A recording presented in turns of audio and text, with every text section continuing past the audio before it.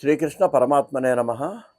భాగవతం మొదలుగట్టాల్లో భాగంగా ద్వితీయ అధ్యాయంలో ఆహ్, సృష్టిలో ఆది దంపతుల గురించి కొంత వివరించడం జరిగిందండి.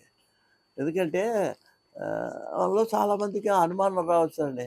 అయ్యా ఇతర మతాల్లో, ఇతర గ్రంథాల్లో గూడానండి, బైబిల్‌లో వాటిల్లో కూడా ఏం చెబుతారంటేనండి, ఆదాము, అవ్వ వాళ్ళు ఆది దంపతులు. వాళ్ళలోంచి ఈ సృష్టి అంతా ఏర్పడింది అని మనకు వాళ్ళ అన్ని మతాలు, అన్ని గ్రంథాలు సారాంశం ఒకటేనండి. ఎవరా అక్కడ ఏ మతంలో కూడా మోసం చేయమని, అబద్ధాలు ఆడమని, హింసించమని ఎక్కడా చెప్పలేదు సృష్టిలో. మనం దాన్ని అడ్డం పెట్టుకొని, ద్వేషాలు పెంచుకొని ప్రవర్తిస్తున్నాం తప్ప మతాల్లో ఎక్కడ అక్కడ ఒకళ్ళనొకళ్ళు ద్వేషించుకోమని చెప్పలేదు. అందువల్ల ఇక్కడ మనం గమనించాల్సింది ఏంటంటే, ఇక్కడ గూడా మనకు మరి ఆది దంపతులు ఎవరు అనేది భాగవతంలో వర్ణించడం జరిగింది. ఏవండీ దాన్ని మీకు నేను మనవి చేస్తాను. ఇది గూడా ద్వితీయ స్కంధంలోనే ఉంది. మనకు భాగవతం ప్రకారం సృష్టికి ఆది దంపతులు స్వయంభువ మనువు శతరూప అండి. వీళ్ళు ఆది దంపతులు. స్వయంభువ చెప్పాను కదండీ మీకు గతంలో కూడా. ఈ మనువులు అనేవాళ్ళని దేనికి సృష్టించారంటే సృష్టిని పెంచడానికి. అనేక మంది సంతానాన్ని కని, ఆ సంతానం ద్వారా అనేక మంది సృష్టిలో జనం కావాలి కదండీ! అందుకని ఆ జనం కోసం వీళ్ళని మనువులను సృష్టించాడు బ్రహ్మదేవుడు. ఆ మనువులను సృష్టించిన తర్వాత మొట్టమొదటి దంపతులు స్వయంభువ మనువు, శతరూప. ఇక్కడి నుంచే స్త్రీ పురుష సంయోగ సృష్టి ప్రారంభమైనది. ఏమండి? ఆయన ఏం చేశాట, క అంటే బ్రహ్మ. సంస్కృతంలో క అనే మాటకి బ్రహ్మ అని అర్థం అండి. ఇప్పుడు ఆయన ఈ శరీరం 2 భాగాలు చేసి ఒకడు స్త్రీ అని, ఒక పురుషుడని ఏర్పాటు చేశాడు. చేసి వాళ్ళకి ఏం చేశాడు, దీంట్లో ఒక ఆయనకి స్వయంభవం అని, ఒక ఆయనకేమో శతరూప స్త్రీ పురుషులు ఏర్పాటు చేసి సంయోగం వల్ల సృష్టి ఏర్పాటు చేశాడు. ఇక్కడికి వచ్చేటప్పటికి కా అనే బ్రహ్మదేవుడిలోంచి మనందరం ఏర్పడ్డాం కాబట్టి మన శరీరానికి కాయము అని వచ్చిందండి.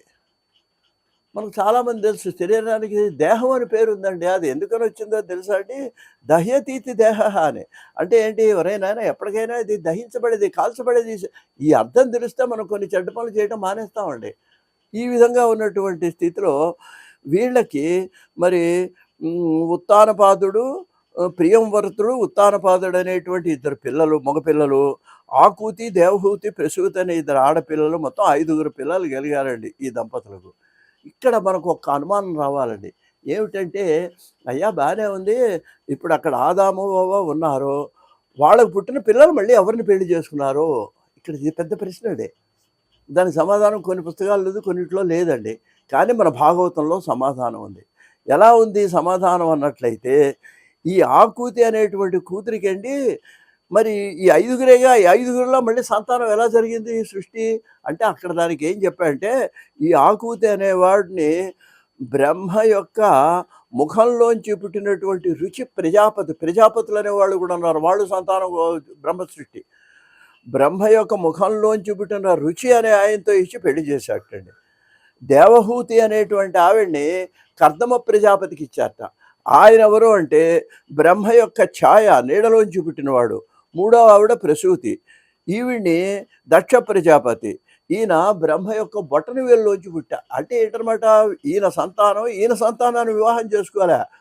బ్రహ్మదేవుడు యొక్క అవయవాల్లోంచి పుట్టిన మహర్షులను వివాహం చేసుకొని సంతానం కన్నారు. అక్కడి నుంచి సృష్టి అభివృద్ధి పొందింది అని మన భాగవతంలో చెప్పటం జరిగిందండి.